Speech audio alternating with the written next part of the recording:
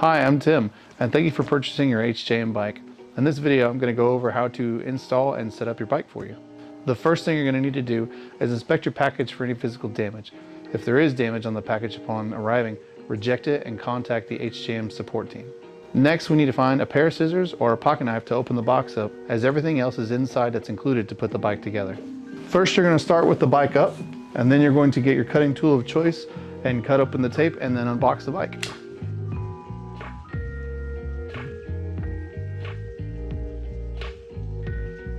So the first thing we want to do now is take out the toolkit. In the toolkit, you're going to find an assortment of Allen wrenches, a flathead screwdriver, a double-sided 8 and 10 millimeter open-end wrench, a 9 millimeter, a 15 and 18 millimeter, as well as the light, the pedals, the battery charger, and the wheel axle. So now we're going to take out the bike.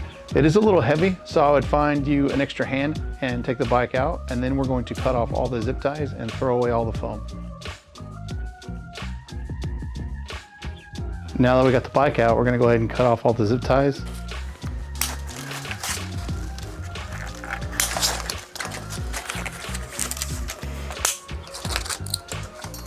Now that you got the bike out and all the plastic and zip ties off of it, what we're going to do is we're going to remove the protective covering from the brake rotor here. Next, we're going to remove the protective covering that comes on the front of the forks. Once you get the stand off for the forks, you're going to need to grab another hand because you're going to have to hold the bike up while you put the wheel in and put the axle through the wheel. Come down. Hold it there. On this wheel axle, you have a few pieces. You have a spring, a rod, another spring, and a nut. And as you slide this axle through, you're going to make sure it goes all the way through, and you're going to have spring tension against it. Slide on your other spring, and then screw on your nut to the outside of it. Once you have both sides through and everything's tightened so far, you're going to turn this lever until it gets tight enough where it goes all the way down and clamps like this.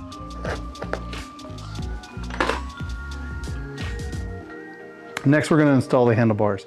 And you want to go ahead and grab the middle-sized Allen wrench that's supplied in your toolkit and take off these 4 bolts that hold on the front handlebar bracket.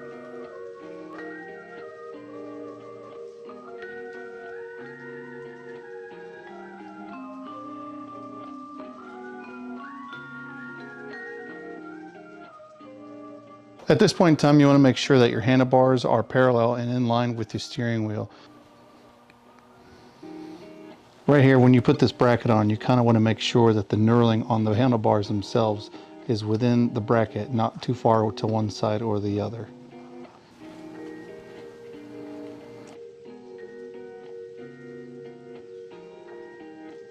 When you're tightening these screws down, you don't want to tighten one all the way down because then it could put too much tension on either of the corners and you don't want to accidentally strip a screw out.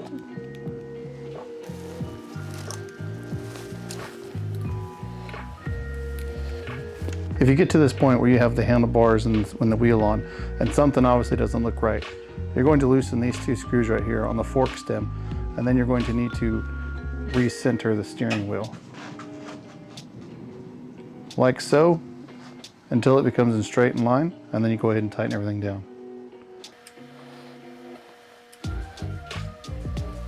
Next, it's time to install the pedals.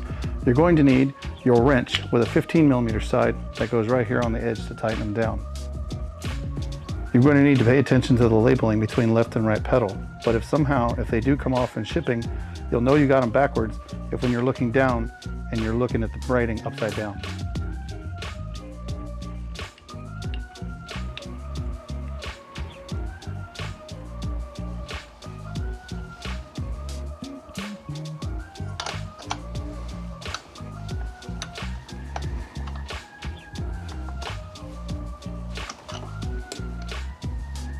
So this left pedal on this side is left-hand thread.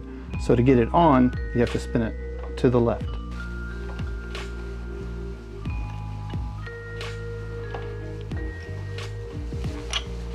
Now that you got the wheel on, we're going to install this splash guard. So basically you can start by sliding it through the bottom of the forks over the top of the wheel. Just going to give it a little bit of movement. And you're going to align this hole up here with the one on the top of the forks because that's where your light is going to go mount to. Then you can just leave that there for now and find your lights and screw hardware that it came with. You're going to put this screw in here this way, and then you're going to go through the splash guard into the forks all the way.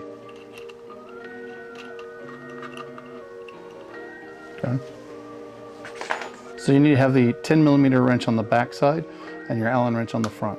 And go ahead and snug it up to get it just snug enough, and then you can move your light into position you want it. Next, you'll swing these support arms up, one on each side of the forks here. What I went ahead and did was opened up this bolt right here, so that way I can just go around the fork and then tighten it back up this way. You do the same on both sides.